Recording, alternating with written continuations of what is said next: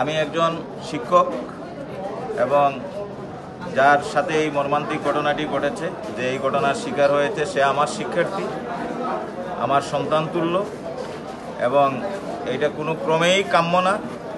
একজন সন্তান ঢাকায় সে লেখাপড়া করতে এসেছে, সে এই ঘটনার শিকার হবে, এটা কি কোনো বিবেকসম্পন্ন মানুষ চিন্তা করতে পারে?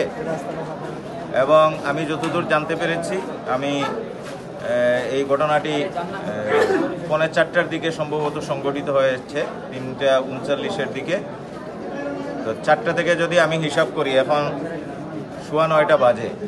তা আমাদের আইনশৃঙ্খলা যারা দায়িত্বে আছে তারা কি কাজ করেছে এবং তাদের অগ্রগতি কি, আমি ভিতরে যাচ্ছি, গিয়ে আমি সেটা জানার চেষ্টা করব।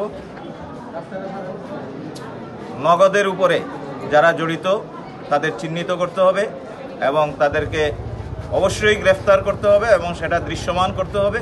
এবং এই দৃশ্যমান অগ্রগতি না দেখে জগন্নাথের আমরা যারা শিক্ষক এবং আমার যারা শিক্ষার্থী আছে, আমরা এক চুল পরিমাণ এখান থেকে নড়ব না। এবং এই ধরনের হত্যাকাণ্ড যে কোনো সন্তানের জন্য এর চেয়ে হৃদয় বিদারক আর কি হইতে পারে?